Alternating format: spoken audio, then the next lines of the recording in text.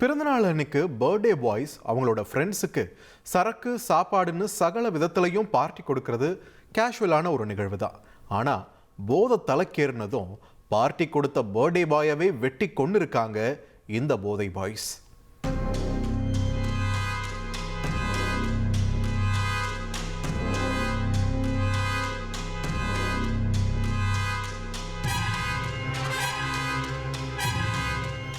விடிய விடிய birthday party கொடுத்த வாலிபரை போதை தலைக்கேறியதும் நண்பர்களே வெட்டி கொன்று போட்டிருக்கிறார்கள்.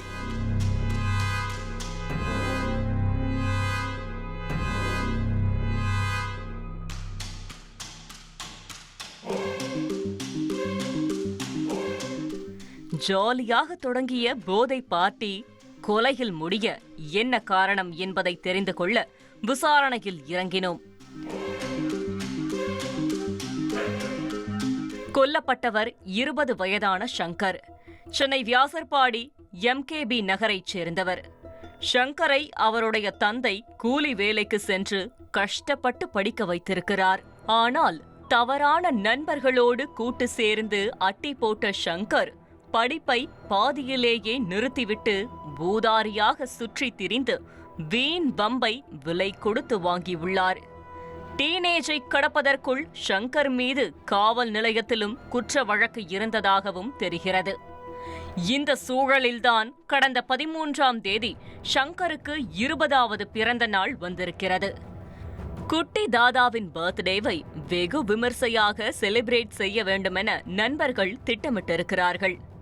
அதற்காக சினிமா நட்சத்திரங்களுக்கும் பணக்கார வட்டத்திலும் புழங்கும் உயர் ரக காஸ்ட்லி போதைப் பொருளான மெத்தபெட்டமைனை வாங்கி பயன்படுத்தி அந்தரத்தில் மிதக்க வேண்டுமென ஆசைப்பட்டுள்ளனர். நட்புக்காக எதை வேண்டுமானாலும் செய்ய துணியும் சங்கரும் 2500 ரூபாயை நிதின்குமார் என்கிற நண்பரின் மூலம் ட்ரக் முகவரான கந்தா என்பவரிடம் கொடுத்துள்ளார். அந்த நபரும் சங்கரின் பர்த்டேவை சிறப்பிக்க கடந்த 13ஆம் தேதி இரவு மெத் வாங்கி வந்திருக்கிறார். அனைவரும் பர்த்டே பாயிற்கு கேக் வெட்டிவிட்டு போதையில் மிதக்க ஆயத்தமாகி உற்சாகமாக சென்றது அப்பகுதியில் இருந்த CCTV கேமராவிலும் பதிவாகியுள்ளது.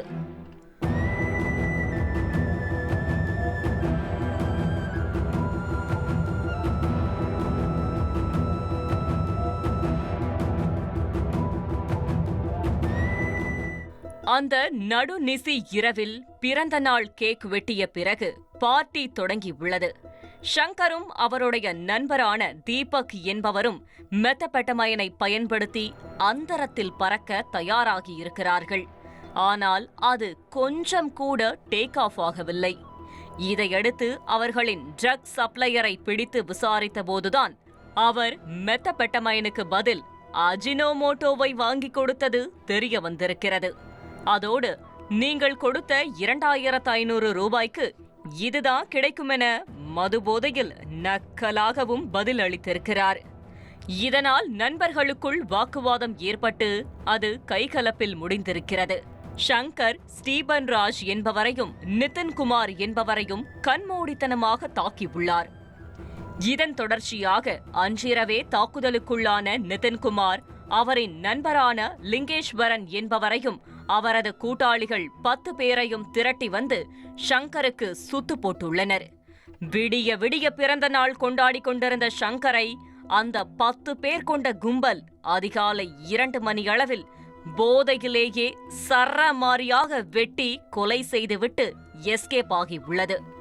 நடந்த சம்பவம் தொடர்பாக கொலை வழக்கு பதிவு செய்த போலீசார் ஸ்டீபன் ராஜ், நிதின்குமார், லிங்கேஸ்வரன், ஜாஃபர் அகமது, நவீன், பாலாஜி மற்றும் 16 வயது சிறுவன் உட்பட 7 பேரை கைது செய்துள்ளனர்.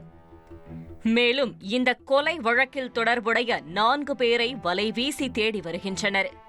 கூடா நட்போடு எத்தனை பார்ட்டி கொண்டாடி மகிழ்ந்தாலும் அது ஒரு நாள் இப்படி கேடாய் முடியும் என்பதற்கு இந்த சம்பவமும் ஒரு சாட்சி. ட்ரெண்ட ஃப்ரெண்ட் ஆக்கிக்கோங்க. தந்தி டிவியின் சப்ஸ்கிரைபர்ஸ் அண்ட் ஃபாலோவர்ஸ் குடும்பத்துல நீங்களும் இணையுங்க.